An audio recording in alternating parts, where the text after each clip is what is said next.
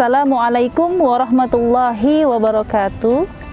Alhamdulillahirabbil alamin.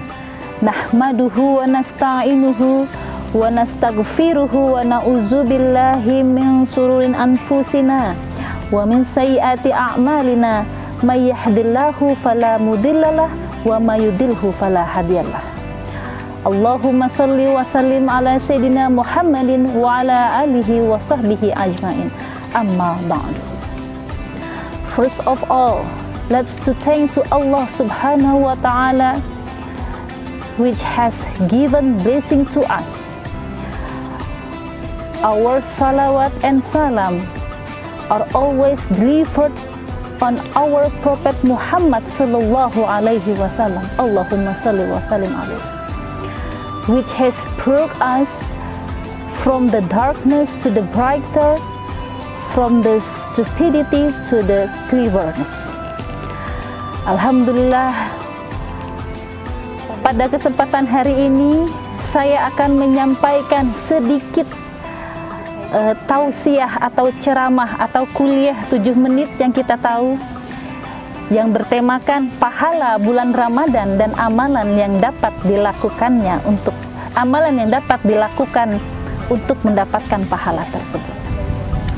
Teman-teman yang berbahagia, pahala bulan Ramadan adalah berkah yang paling dicari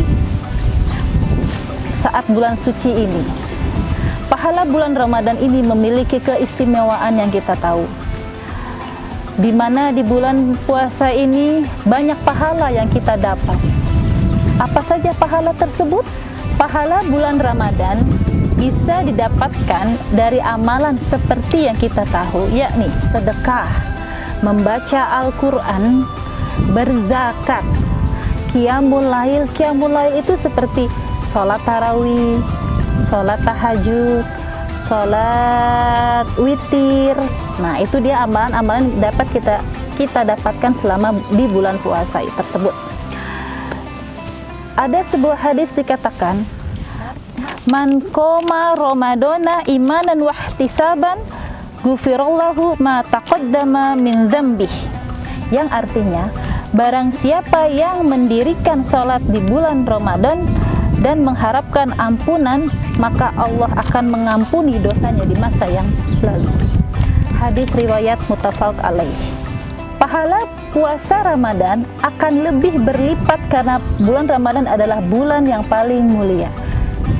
Sebagaimana kita tahu, kaum muslimin dan muslimat berlomba-lomba dalam kebaikan untuk mendapatkan pahala yang berlipat ganda. Dalam sebuah hadis, Rasulullah mengungkapkan, setiap amalan kebaikan yang dilakukan oleh manusia akan dilipat gandakan dengan 10 kebaikan yang semisal hingga 700 kali lipat. Allah Ta'ala berfirman, kecuali amalan puasa. Amalan puasa tersebut adalah untukku, aku sendiri yang akan membalasnya, disebabkan dia telah meninggalkan syahwat dan makanan karenaku. Bagi orang yang berpuasa akan mendapatkan 2 kebahagiaan, yaitu kebahagiaan ketika dia berbuka puasa dan kebahagiaan ketika dia bertemu dengan Rabb-Nya. Sungguh bau mulut orang yang berpuasa lebih harum di sisi Allah subhanahu wa ta'ala daripada bau minyak kasturi. Hadis riwayat Bukhari.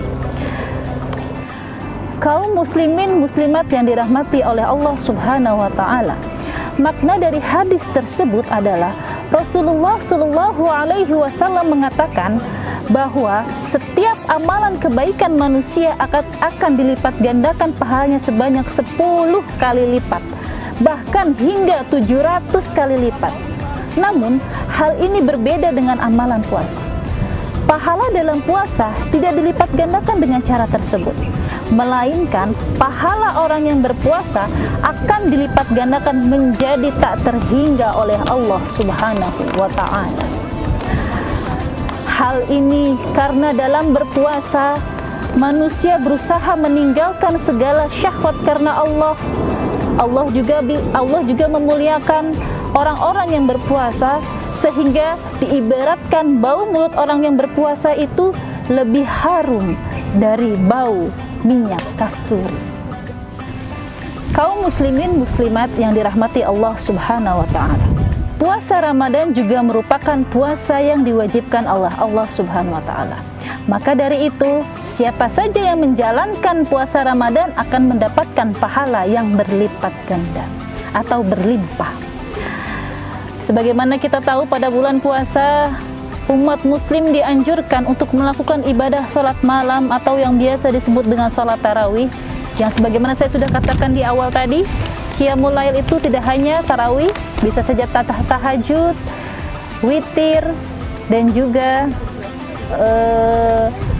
hajat. Ya. Pahala sholat tarawih yang kita tahu dijelaskan juga pada hadis Rasul yang berbunyi dari Abu Hurairah radhiyallahu anhu, Rasulullah shallallahu alaihi wasallam bersabda, barang siapa melakukan qiyam Ramadan karena iman dan mencari pahala, maka dosa-dosanya yang telah lalu akan diampuni. Sama seperti hadis yang tadi saya sudah bacakan, kaum muslimin muslimat yang dirahmati oleh Allah Subhanahu wa taala. Marilah sama-sama kita berlomba-lomba mendapatkan pahala di bulan puasa ini sebagaimana yang telah dianjurkan oleh Allah Subhanahu wa taala dan sebagaimana pula telah dianjurkan oleh Al-Qur'an Subhanahu wa taala, yang mana anjuran puasa tersebut terdapat dalam surat-surat yang ada di dalam Al-Qur'an, yakni surat Al-Baqarah ayat 183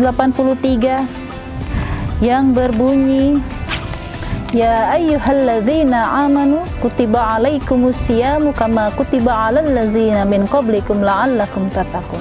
Al-ayah sadaqallahu azim, yang artinya sebagaimana teman-teman tahu, hai orang-orang yang beriman, diwajibkan atas kamu berpuasa sebagaimana diwajibkan atas orang-orang sebelum kamu agar kamu bertakwa. Ayat Al-Qur'an yang menganjurkan kita untuk puasa Ramadan yaitu dalam surat Al-Baqarah ayat 184 yang artinya yaitu dalam beberapa hari tertentu, maka barang siapa di antara kamu ada yang sakit atau dalam perjalanan lalu ia berbuka, maka wajiblah baginya berpuasa sebanyak hari yang ditinggalkan itu pada hari-hari lain, dan diwajibkan bagi orang-orang yang berat menjalankannya jika mereka tidak berpuasa membayar fidyah, yaitu memberikan makan bagi seorang miskin. Dan barang siapa yang dengan kerelaan hati mengerjakan kebajikan, maka itulah yang lebih baik baginya, dan berpuasalah lebih baik bagimu jika kamu mengetahuinya. Yang surat ketiga, surat Al-Baqarah ayat 185. Yang keempat itu surat Al-Baqarah ayat 187. Adapun di sini amalan bulan puasa atau tentang puasa, adapun hadis yang berkaitan dengan puasa yaitu hadis riwayat Ahmad dan hadis riwayat Muslim. Di sini saya tidak akan membacakannya karena terlalu panjang. Baik teman-temanku sekalian, hadirin hadirat kaum muslimin muslimat yang dirahmati Allah Subhanahu wa taala. Dengan berpuasa kita telah menjalankan perintah Allah, yang mana banyak kaum muslimin dan muslimat yang berlomba-lomba untuk mendapatkan pahala di bulan suci Ramadan ini. Sekian dari saya, sedikit tausiah atau ceramah singkat. Kurang dan lebihnya mohon dibukakan pintu maaf yang sedalam-dalamnya. Unzur ma qala wala tanzur man qala. Kesempurnaan hanya milik Allah dan kekurangan hanya milik saya. Akhiru kalam, summa salam, wassalamualaikum warahmatullahi wabarakatuh.